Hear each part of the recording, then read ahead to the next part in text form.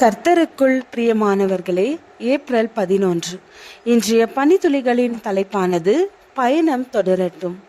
வசனம் நீதிமொழிகள் 24வது அதிகாரம் 16வது வசனம்.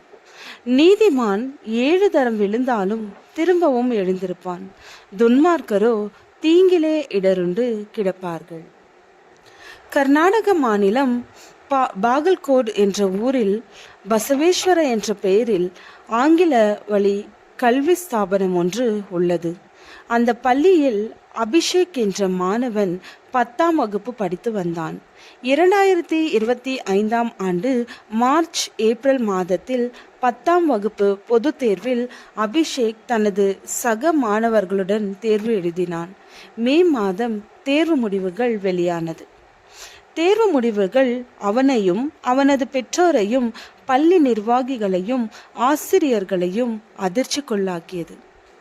அவன் எல்லா பாடங்களிலும் தோல்வியடைந்து மிக குறைந்த மதிப்பெண்களே பெற்றிருந்தான். பலர் அவனை இகழ்ந்தார்கள், பள்ளியில் சிலர் திட்டினார்கள், உடன் பயின்ற மாணவர்களில் சிலர் கேலி செய்தனர். அவனது பெற்றோர் எதுவும் பேசாமல் அமைதி காத்தனர். அபிஷேக் வெளியில் எங்கும் செல்லாமல் வீட்டினுள் முடங்கி கிடந்தான்.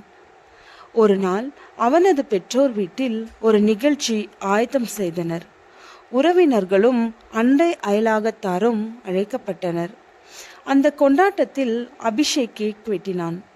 அந்த நேரத்தில் மட்டும் தன் தோல்வி அடைந்திருக்கிறாய், வாழ்க்கையில் தோல்வி அடையவில்லை, நீ மீண்டும் முயற்சி செய்வதற்கான வாய்ப்புகள் உள்ளன, வெற்றி பெறுவதற்கான வாய்ப்புகள் உள்ளன, உன் வாழ்க்கையின் முடிவும் அல்ல, வாழ்க்கையில் இன்னும் வெகு தூர பயணம் உள்ளது என்று கூறி அவனை உற்சாகப்படுத்தினார். அதை கேட்ட அபிஷேக் கண்ணீர் விட்டு அழுதான். வெற்றி பெற்று எனது பெற்றோரை மகிழ்ச்சி அடைய செய்வேன் என்று கூறினார். சகோதரரே, ஒருவன் யாதொரு குற்றத்தில் அகப்பட்டால் ஆவிக்குரியவர்களாகிய நீங்கள் சாந்தமுள்ள ஆவியோடு அப்படிப்பட்டவனை சீர்பொருத்த பண்ணுங்கள். நீயும் சோதிக்கப்படாதபடிக்கு உன்னை குறித்து எச்சரிக்கையாயிரு. ஒருவர் பாரத்தை ஒருவர் சுமந்து இப்படியே கிறிஸ்துவினுடைய பிரமாணத்தை நிறைவேற்றுங்கள்.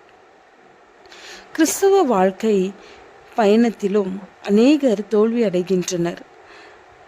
அந்த தோல்வி வாழ்க்கையின் கடைசி அல்ல.